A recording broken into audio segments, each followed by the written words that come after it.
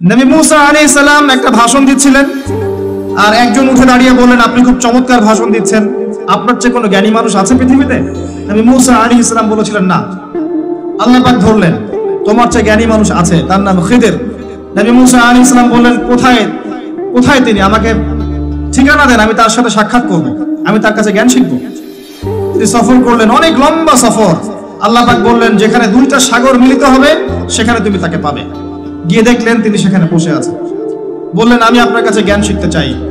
খিদির আলাইহিস সালাম বললেন, তুমি আমার সাথে ধৈর্য ধরতে পারবে না। সুবহানাল্লাহ। তিনি বললেন, ইনশাআল্লাহ আমি ধৈর্য ধরবো, আমাকে সাথে নেন। আচ্ছা ঠিক আছে, চলো। যেতে যেতে নৌকা ফুটা করে ফেললেন। কে ফুটা করলেন? খিদির আলাইহিস সালাম। একটু সামনে গিয়ে একটা বাচ্চাকে হত্যা করলেন, একটু সামনে গিয়ে একটা দেয়ালকে নির্মাণ করলেন কোনো পারিশ্রমিক ছাড়াই। প্রত্যেকটা বার মুসা আলাইহিস সালাম বললেন, এটা কেন করছেন, এটা কেন করছেন, এটা কেন করছেন?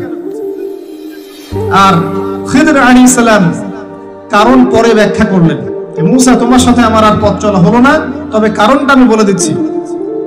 কারণ হচ্ছে, নৌকায় কারণে ফুটা করেছি, না হলে জলদস্যু নৌকা নিয়ে যেত। এই বাচ্চাকে হত্যা না করলে বাচ্চা বড় হয়ে বড় কাফের হতো, এবং দেয়াল নির্মাণ না করলে ওই দেয়ালের নিচে দুইজন এতিম বালকের পৈতৃক সম্পত্তি আছে, এটা মানুষ নিয়ে চলে যেত। বাহ্যিক চোখ দিয়ে মুসা আলাইহিস সালাম সব বুঝতে পারেননি, পেরেছেন? অন্তর্দৃষ্টি দিয়ে, আল্লাহর নূর দিয়ে খিদির আলাইহিস সালাম দেখেছেন, তিনি বুঝতে পেরেছেন আসল ঘটনা কি। এটাই বলছি আপনাকে, প্রত্যেকটা মুসলিমকে এখন খিদির হতে হবে আলাইহিস সালাম। এক চোখ দিয়ে দেখলে হবে না, দুই চোখ দিয়ে দেখতে হবে। কিন্তু কলবের চোখ দিয়ে দেখার যোগ্যতা কিভাবে অর্জিত হবে, এটা একটা পয়েন্ট। প্রথম কথা হচ্ছে, মনের মধ্যে থেকে হিংসা দূর করতে হবে। মনের মধ্যে থেকে খারাপ রিয়া, অহংকার, খারাপ রিপু দূর করতে হবে। তাসকি, আত্মশুদ্ধি লাগবে। মনের ভিতরে কারোর জন্য কোনো বিদ্বেষ রাখা যাবে না। মনটা হতে হবে পবিত্র, সফট, সবার জন্য শুভাকাঙ্ক্ষী। সবার জন্য শুভাকাঙ্ক্ষী বলে যে আপনি হক কথা স্পষ্ট করে বলবেন না, এমন নয়। হক হকই বলবেন। যদি বাতিলের গায়ে লাগে কিচ্ছু করার নাই। যদি সারা দুনিয়ার মানুষ মিথ্যা কথা বলে, আপনার সত্য বলার সাহস থাকা চাই, তখন কলবে নূর আসবে ইনশাআল্লাহ। দ্বিতীয় বিষয় হচ্ছে, বেশি বেশি মৌতের স্মরণ, পরকালের স্মরণ, কোরআন তেলাওয়াত, আল্লাহর জিকির করা, আল্লাহর কাছে দোয়া করা। মনটা নরম হবে, তাসকিয়া হবে ইনশাআল্লাহ তাআলা।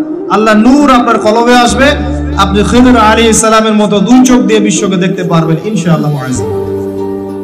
এবার আপনি দুই চোখ দিয়ে দেখেন, মুসলিমদের মধ্যে বহু মানুষ এখন মুহাম্মদ সাল্লাল্লাহু আলাইহি ওয়াসাল্লামকে শেষ নবী হিসেবে মানে না। নাউযুবিল্লাহ। মুসলিমদের মধ্যে এমন অনেক মানুষ আছে যারা বলে এখন কোরআন মানি, হাদিস মানি না। মুসলিমদের মধ্যে বহু মানুষ তাকদীরে এখন বিশ্বাস করে না, তারা কিন্তু নামাজ পড়ে, 5 ওয়াক্ত নামাজ পড়ে। মুসলিমদের মধ্যে বহু মানুষ আল্লাহর হালালকে এখন হারাম করে নেয়, আল্লাহর হারামকে হালাল করে নেয়। জি, তারা মুসলিম, 5 ওয়াক্ত নামাজ পড়ে। মুসলিমদের মধ্যে বহু মানুষ এখন কবরে সেজদা করে, মাজারে সেজদা করে, আল্লাহ ছাড়া অন্য কারো নামে জবাই করে, আল্লাহ ছাড়া অন্য কারোর কাছে দোয়া করে, আল্লাহ ছাড়া অন্য কারোর জন্য নজর মানত করে, কুরবানি করে। মুসলিমরা এগুলো করে। ধর্মের অবস্থা দেখাচ্ছি আপনাকে, মুসলিমদের মধ্যে ম্যাক্সিমাম মুসলিম 5 ওয়াক্ত নামাজ মসজিদে পড়ে না। বিশ্বাস করছেন না? আপনি জরিপ করে দেখেন, আপনার এলাকার যে মসজিদগুলো আছে জরিপ করে দেখেন, কতজন আদমশুমারি আছে না? মুসলিম পরিবারের সংখ্যা কয়টা, নামাজে যায় কয়জন, জরিপ করে দেখেন, আমার কথা সত্য পেয়ে যাবেন ইনশাআল্লাহ। আর যারা যায় তাদের মধ্যে ফজর এশায় কয়জন যায়, আল্লাহু আ'লাম। কিন্তু রমজানে তারাবিতে তারা আসবে, এসে বলবে, ইমাম সাহেব নামাজ তাড়াতাড়ি পড়েন। এসে বলবে, আজকে জিলাপি না খোরমা, আজকে কি? ওই সময় দেখবেন মসজিদে ওদের দৌরত্ব বেড়ে গেছে। জি, দেখবেন মসজিদে নামাজ হচ্ছে, পাশে হইহুল্লাহ হট্টগোল করবে।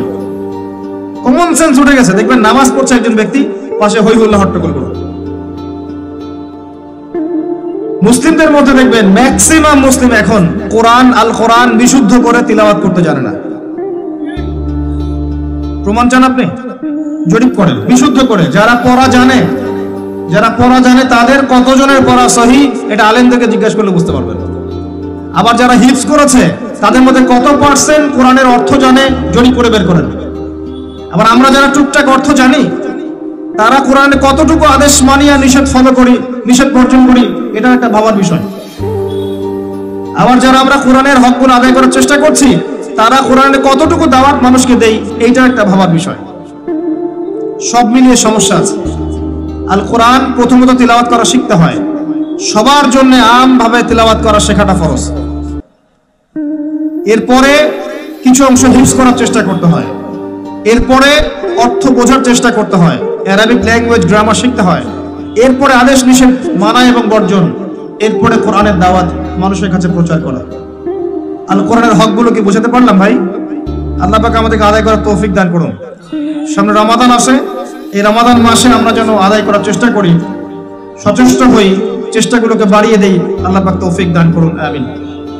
মুসলিমদের মধ্যে বহু মানুষ কোরআন তেলাওয়াত করতে জানে না। মুসলিমদের মধ্যে কত পার্সেন্ট মানুষ রাসূল সাল্লাল্লাহু আলাইহি ওয়াসাল্লামের সুন্নাহ মাফিক দিন রাত পার করে জরিপ করে দেখে নেন। কত পার্সেন্ট মুসলিমের দাড়ি আছে দেখেন, কত পার্সেন্ট মুসলিমের সুন্নতি লেবাস আছে দেখেন, কত পার্সেন্ট মুসলিম রাসূল সাল্লাল্লাহু আলাইহি ওয়াসাল্লামের সুন্নাহ মাফিক প্রত্যেকটা কাজ করছে জীবনে, জরিপ করে দেখেন। কোথায় বসে আছেন আপনি? ইভেন বহু মুসলিম আছে যারা সুন্নতের নামে সমাজে বেদাত চালু করেছে। মানে আমিলা আমালান লাইসা আলাইহি আমরুনা ফাহুয়া রাদ। নবীজি বলেছেন, যে ব্যক্তি এমন কোন কাজ করবে দিনের মধ্যে যার পক্ষে আমার কোনো প্রমাণ নাই বা কোনো আদেশ নাই, এটা রাদ, প্রত্যাখ্যাত।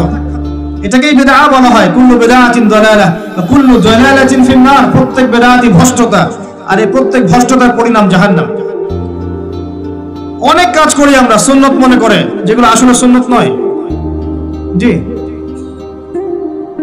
সংখ্যায় বেদাত হয়ে যায়, প্রকারে বেদাত হয়ে যায়, জিনসে বেদাত হয়ে যায়, স্থানে বেদাত হয়ে যায়, অনেকভাবে বেদাত হয়ে যায়। আমরা সিস্টেম চালু করে ফেলি, নতুন সিস্টেম, যেগুলো নবী সাল্লাল্লাহু আলাইহি ওয়াসাল্লাম করেননি, সাহাবায়ে কেরাম রাদিয়াল্লাহু আনহুম কেউই করেননি। আমরা করছি দিব্যি নেকির কাজ মনে করে। নবী সাল্লাল্লাহু আলাইহি ওয়াসাল্লাম হাউজে কাউসারের সামনে দাঁড়িয়ে থাকবেন। এক শ্রেণীর মানুষ পানি পান করতে গিয়ে সামনে একটা পর্দা পড়ে যাবে। নবীজি বলবেন সাল্লাল্লাহু আলাইহি ওয়াসাল্লাম, ইন্নাহুম মিন্নি। পর্দা পড়ে গেল কেন? এরা তো আমার উম্মত, এরা তো আমার উম্মত, আমি এদেরকে পানি পান করাবো, পর্দা পড়ে গেল কেন? নবী সাল্লাল্লাহু আলাইহি ওয়াসাল্লামকে বলা হবে, ইন্নাকা লা তাদরি মা আহদাসা বা'দাক। হে নবী, আপনি জানেন না আপনার মৃত্যুর পর এরা আপনার দ্বীনের মধ্যে কত নতুন নতুন বেদাত চালু করেছিল।